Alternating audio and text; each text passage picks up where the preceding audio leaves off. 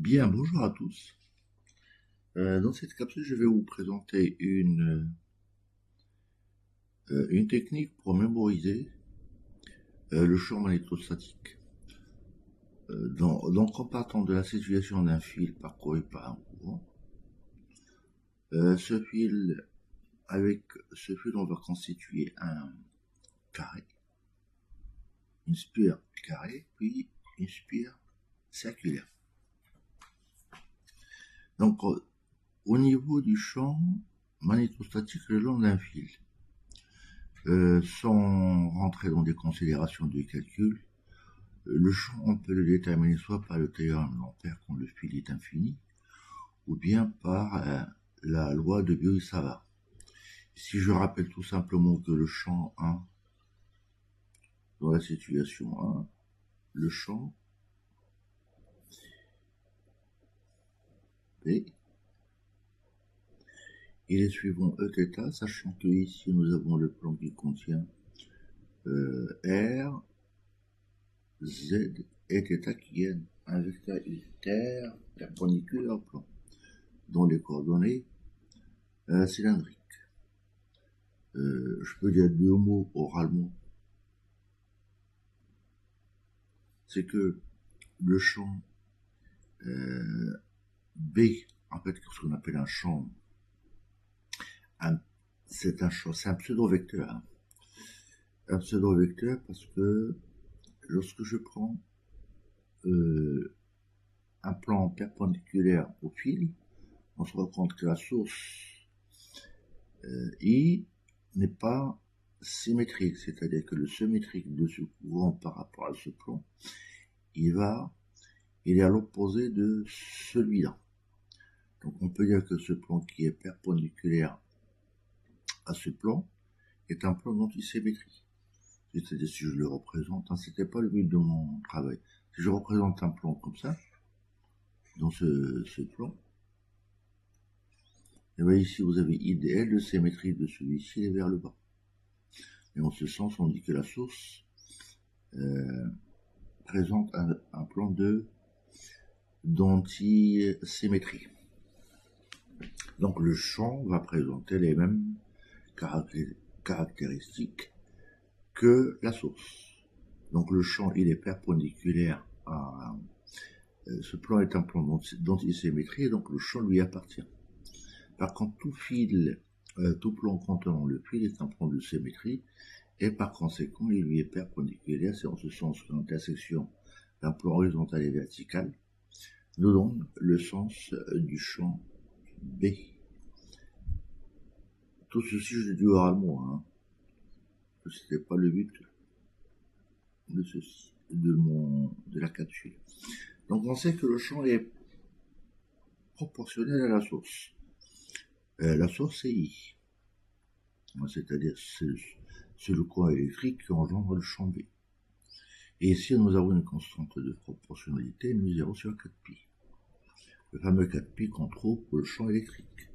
Et de mu0 joue le rôle de 1 sur epsilon 0. Et ici nous avons, pour un fil fini, nous avons sinus θ. Et on voit bien lorsque θ tend vers plus l'infini, sinus θ va tendre à pi sur 2, sinus pi sur 2 est égal à 1 et on retrouve le champ le long d'un fil infini. Donc voilà, donc ça à la limite je ferai une vidéo là-dessus en parlant de façon plus précise sur le plan de symétrie et d'antisymétrie. Ce qui m'intéresse ici, c'est comment je passe de ça, d'un fil, ici, sinus alpha et non pas θ. Θ, c'est longue variable. Donc là, je vais effacer.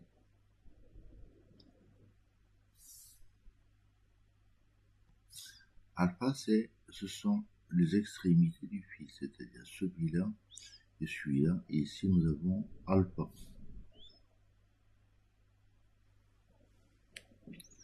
Maintenant, comment je passe de 1 à 2? Donc là, nous avons une spire carrée, c'est-à-dire constituée de 4 fils de même longueur, parcourus dans le même sens, et par conséquent, l'effet de chaque champ engendré par chaque segment de courant agit dans le même sens. Par conséquent, ici, au centre de la spire carrée, nous avons tout simplement un champ B qui est tout simplement 4 fois le champ de celui-ci. Donc pour le 2,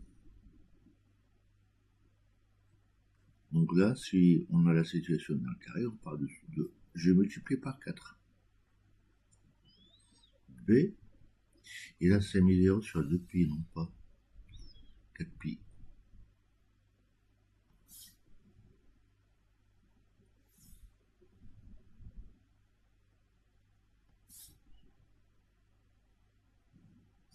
Donc B est égal à quoi?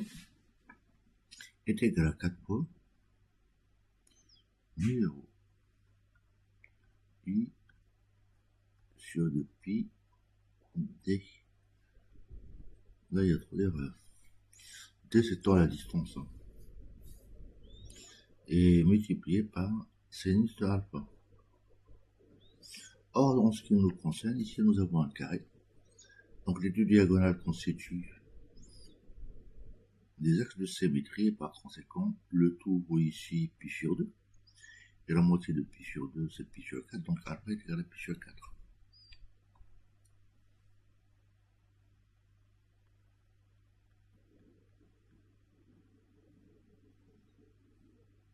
C'est un polygone qui a 4 côtés. Donc on peut dire que B est égal, et là j'ai oublié suivant l'u-θ. Donc là j'aurai 4 divisé par 2, ça fait 2, mu 0, i, sur pi fois d, fois sinus pi sur 4, suivant i-θ. Et puis sinus pi sur 4, c'est racine de 2 sur 2. Donc en définitive, j'aurai 2 mu 0 i sur d, fois racine de 2 sur 2, et là j'obtiens pi. Donc les deux se simplifient suivant i-θ. Et en définitive, ça vaut mu 0i sur pi d fois racine de 2 suivant i-θ. Donc voilà l'expression du champ au centre d'une spire carrée. Donc si je voudrais faire intervenir le paramètre A, c'est-à-dire le côté du carré, il suffit de remarquer que D est la moitié de A sur 2. Donc là, je dirais, pour le carré, puisqu'on n'a pas parlé de D, c'est ce terme. C'est la moitié de cet axe de symétrie. Et A, c'est 2 fois D. Maintenant, comment je dois faire pour passer du carré à la spire? Donc, j'ai considéré que le carré est un polygone qui a 4 côtés.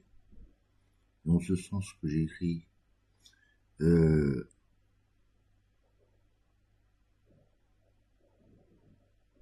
ah oui, c'est là.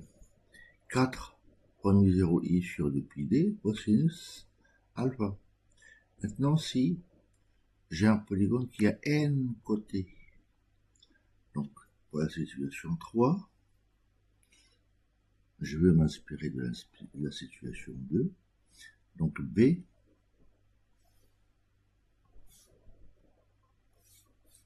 est égal tout simplement à n fois mu 0 i sur 2pi d cosinus de pi sur n, suivant i-θ. Ça, c'est un polygone qui a n côtés. Donc, pour passer d'un polygone de n côtés à une spire, il suffit de faire tendre si n tend vers l'infini, le polygone, on aura tout simplement la spire. Ainsi, on pourra déterminer B au centre de la spire. Donc, on y va. Donc, je remarque que sinus de pi sur n, parce que n tend vers l'infini, se comporte comme si c'était pi sur n. C'est un développement limité ou ce qu'on appelle une approximation affine. Parce que si je remplace n directement par l'infini, j'aurai sinus de 0, et sinus de 0 c'est 0. Donc ce n'est pas une c'est pas un terme équilibré, aller au terme supérieur.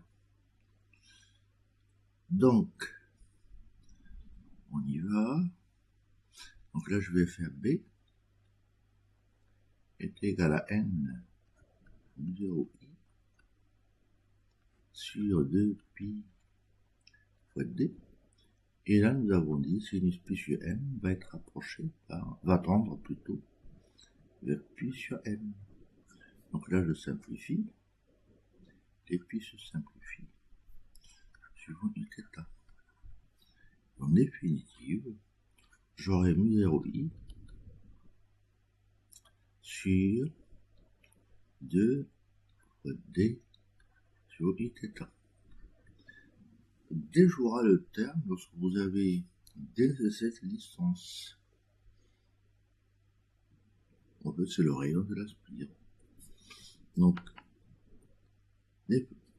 enfin, B au centre de la spire est égal tout simplement à mu 0i sur 2r suivant iθ.